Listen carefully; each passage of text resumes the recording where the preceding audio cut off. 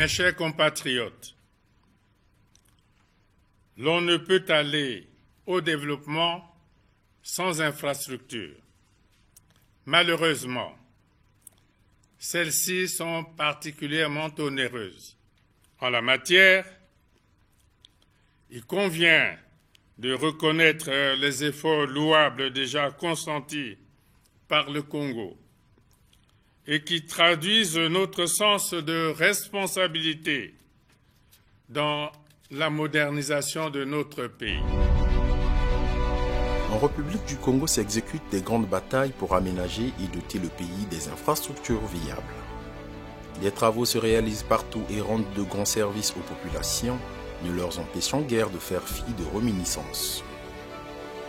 Ayant pour but principal d'améliorer le cadre de vie de l'ensemble des citoyens, ces travaux ciblent la construction de routes, les aménagements urbains, les travaux de génie civil, les travaux de terrassement, les travaux liés à l'énergie, nonobstant les travaux souterrains, pour ne citer que ceux-ci.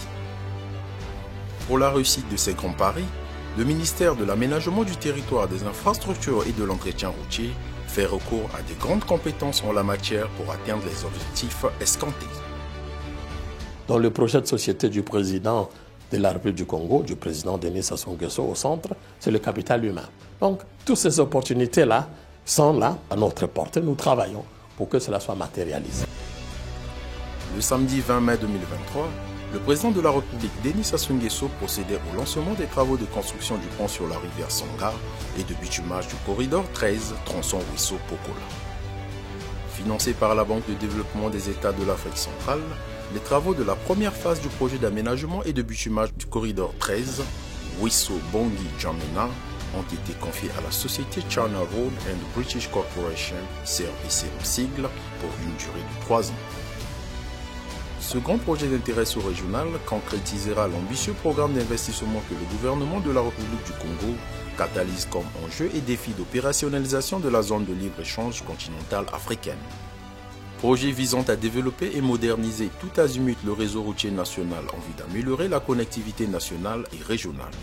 La construction d'une route et d'un grand pont aux standards internationaux pour enjamber la redoutable rivière Sangha et relier ce département à son voisin la Likwala permettra à terme de connecter non seulement le Congo à la Centrafrique, mais aussi de désenclaver l'arrière-pays, favorisant ainsi la hausse des échanges commerciaux entre les pays, grâce en particulier au port de Pointe-Noire, Brazzaville et Kinshasa. Le pont se situe dans le département de la Sangha.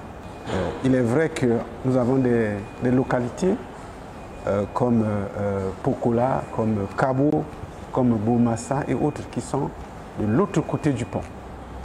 Mais en réalité, ce pont est un premier pas d'une route bitumée qui mène vers la Likwala. Donc, je voulais d'abord un peu repréciser cela, que la population du Fundo se dit abandonnée alors que le travail se fait. Alors, s'agissant du pont, il s'agit d'un pont de 616 mètres comportant 7 travées, un pont mixte, c'est-à-dire les poutres sont entièrement métalliques et non en béton, et le tablier, lui, il est en béton. Le pont a beaucoup de contraintes, dont la plus grande, c'est de garantir la navigation fluviale. Il fallait donc créer et surlever les rondeurs d'accès afin de garantir un tirant d'air nécessaire à la circulation des bateaux. Avant d'arriver à la localité de Pokola, qui est la fin du premier tronçon, outre la Sangha, il y a 2 autres ponts qui faillent enjamber. Le premier, c'est sur un bras de la Sangha, un marais, une zone entièrement marécageuse, et que les ingénieurs ont jugé bon franchir cette zone par un ouvrage d'art que des remblais qui prendront beaucoup de temps pour la stabilisation. Donc cet ouvrage sera d'une longueur de 170 mètres et ensuite, au-delà de la rivière Sangha, avant d'arriver à Pokola, il fallait traverser la rivière Mbwambwa, un ouvrage d'art d'une portée moyenne d'environ 40 mètres.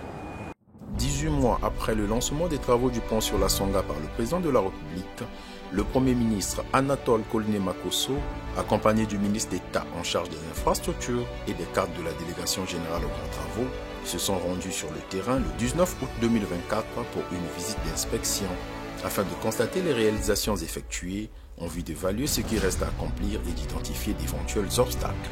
Il y a eu un retard de décaissement de la part de la B2AC et qui nous aide à financer cet ouvrage.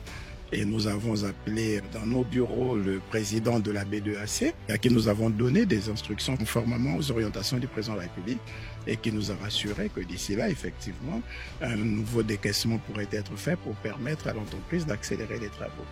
Il n'y a pas qu'ici, nous avons aussi le même ouvrage sur la route d'Olizy frontière du Gabon qui obéit au même mode de financement. Et conformément aux orientations du président de la République, nous sommes en train d'œuvrer pour que ces décaissements se fassent normalement, que le gouvernement exécute son engagement, que la BDAC qui s'est engagée aussi exécute les siens et que ces ouvrages soient mis à la disposition des populations dans les meilleurs délais. Cette route complétera la chaîne des infrastructures de transport terrestre de nature à redorer le blason de la République du Congo, intensifiant ici sa vocation de pays de transit, offrant une plaque tournante d'échange intra- et extra-pays à partir du port autonome de Pointe-Noire.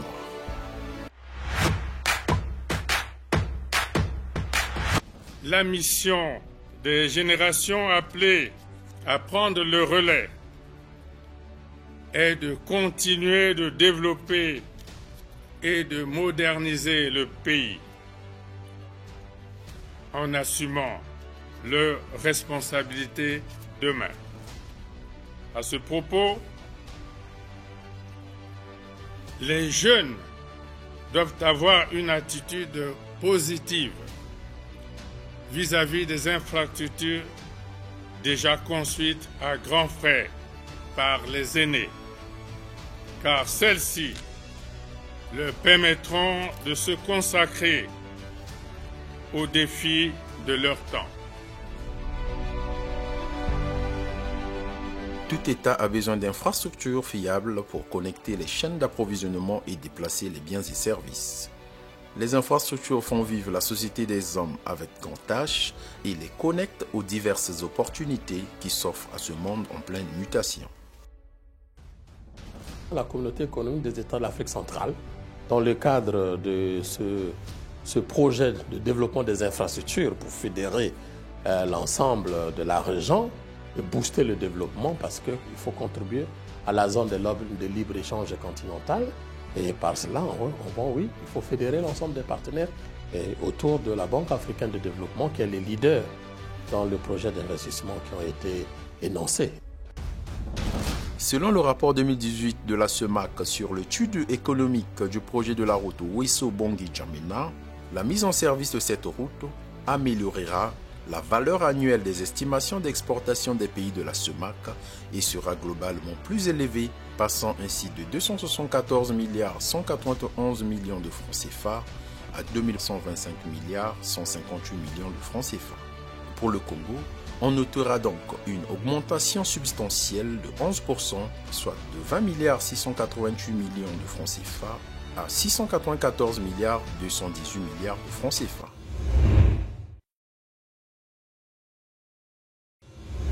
Le Congo avait donc saisi la Banque africaine de développement.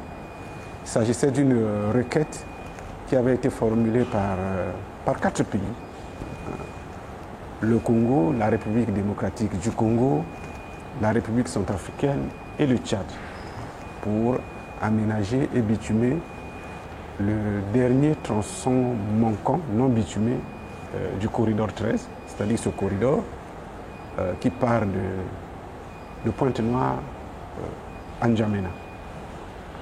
Et aussi essayer d'améliorer la navigation sur le fleuve Congo et ses deux affluents, le Bangui et la Songa. D'où la présence de la RDC dans cette requête.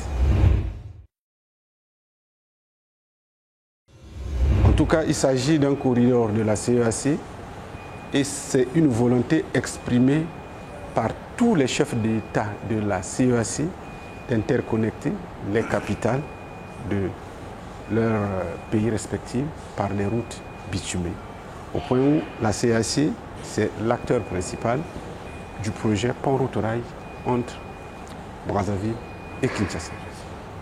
Parce que là aussi, il s'agit de relier Brazzaville à Kinshasa par une route bitumée. Et là, comme il s'agit de traverser un fleuve, donc c'est le pont Route-Rail. En dépit du retard de décaissement des fonds, les techniciens de la société CRBC sont à pied d'œuvre sur la rivière Sangha. Ici est de rappeler que depuis le lancement des travaux du pont sur la rivière Sangha, il y a beaucoup d'autres opérations préliminaires qui se font, telle la construction effective du pont transitoire et provisoire qui joue actuellement 2 rôles. Le premier étant de permettre à l'entreprise qui est en train de réaliser le grand ouvrage de s'appuyer dessus pour réaliser son travail, et le second rôle, celui de permettre de soulager la population de sorte à ne pas toujours utiliser le bac pour traverser, profitant ainsi de cet ouvrage pour faire écouler leurs produits et circuler librement.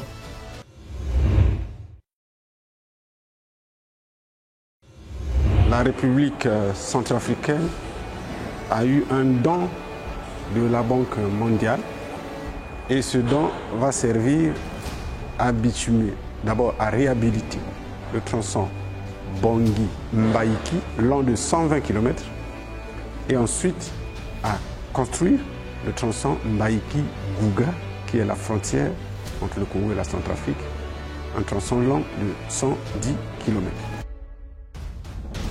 Bien au-delà du chantier de construction du corridor 13, nombreux travaux s'exécutent en République du Congo, notamment les travaux de la route Bunji-Evo, actuellement praticable sur les 80 km, et sa ligne électrique, prévue d'éclairer le chef-lieu de la cuvette ouest en 2025. Aucun centimètre du sol congolais ne serait laissé en marge des projets de développement du Congo. Aménager le territoire congolais et construire les infrastructures commodes est l'ambitieux projet du président de la République Denis Sassou Nguesso, prenant en compte les 342 000 km² du territoire national.